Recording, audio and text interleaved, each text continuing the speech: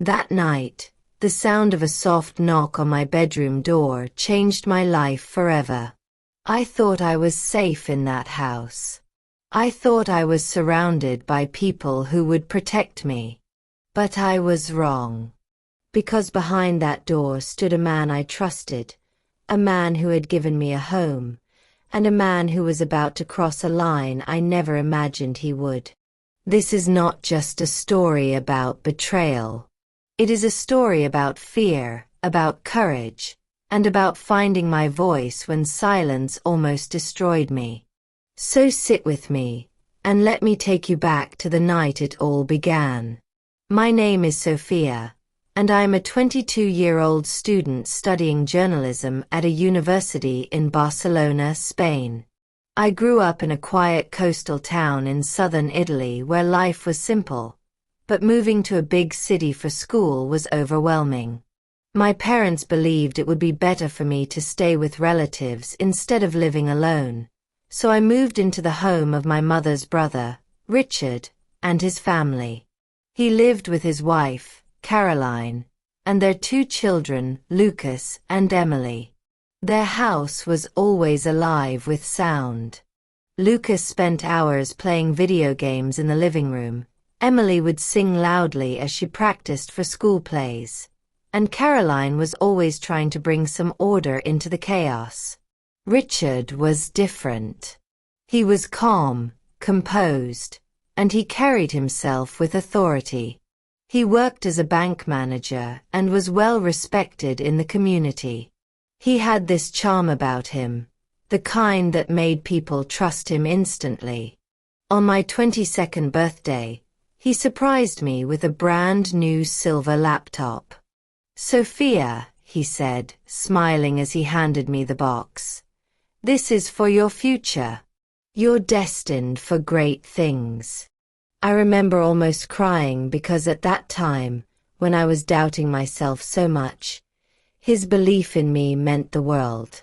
I felt seen in a way I hadn't before. Life in their home felt safe at first.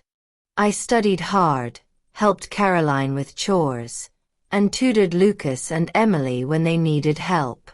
I tried to make myself useful and not be a burden. Yet no matter how hard I tried, I always felt a little invisible. At family dinners, I was the quiet one. The one who smiled and nodded while everyone else laughed and shared stories. Still, it felt like a home. Until that Thursday night. The house was unusually quiet. Caroline had taken Lucas and Emily to visit their grandmother for the weekend, leaving just Richard and me behind. It was raining outside, a soft drizzle that made the city feel hushed. I sat at my desk, typing away on my laptop, the glow of the screen the only light in the room. Then I heard it. 3 soft knocks on my door. "Sophia," his voice called gently. My breath caught. It wasn't unusual for him to check on me, but something in his tone made my heart race. "Come in," I said softly. The door opened, and Richard stepped inside. He was dressed casually in a white shirt and jeans. He looked relaxed, but his eyes were sharp, almost searching. "You're working late," he said, pulling up a chair beside me. "I'm proud of you, Sophia. You're doing so well." I smiled nervously and closed my laptop. "Thank you, Richard. The laptop has been such a big help." He leaned closer, his eyes fixed on mine. "You know, you're not just smart. You're beautiful.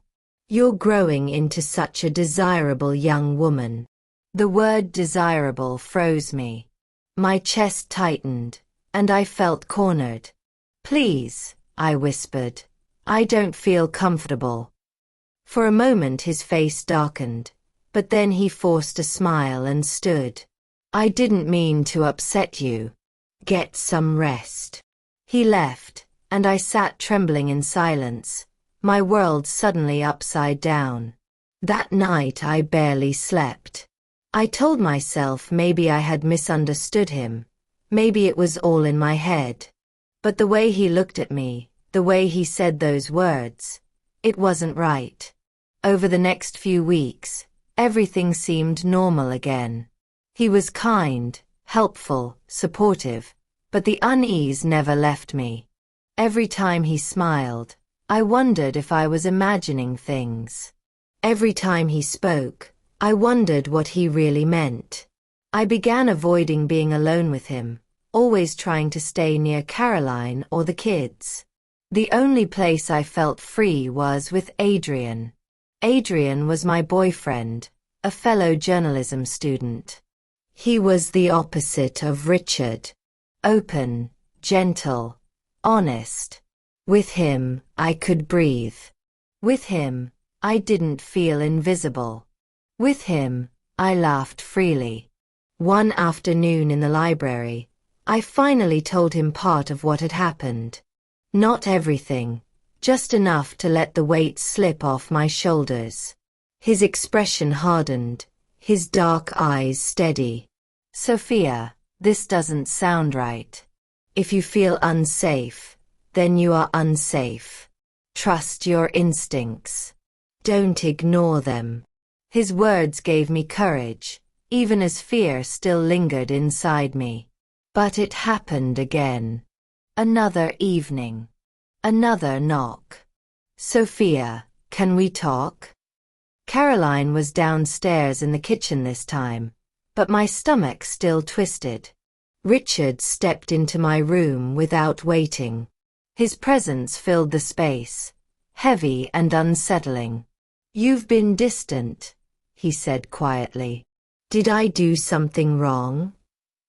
I shook my head quickly. No, Richard. I've just been busy with school. He tilted his head, studying me with those sharp eyes. I can't stop thinking about you. You're special. My heart pounded. This time, I forced myself to speak more firmly. Please stop. I don't want this. I respect you, but I have a boyfriend, and I just want to focus on my studies.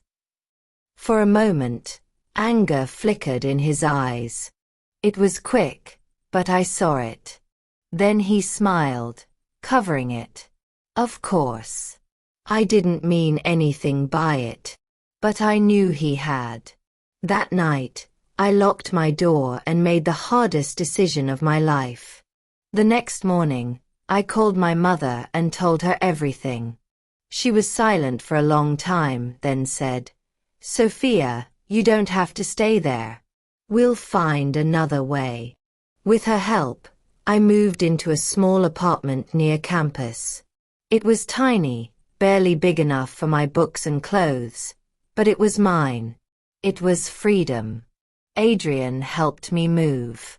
He carried boxes, set up my shelves, and even brought me food when I was too tired to cook. He reminded me that I was stronger than I thought. For the first time, I wasn't just the shy girl in the background. I was someone who had taken control of her life. There were nights when loneliness crept in, nights when the shadows of fear felt heavy, but each morning I woke up and reminded myself that I had chosen courage. That knock on my door changed everything.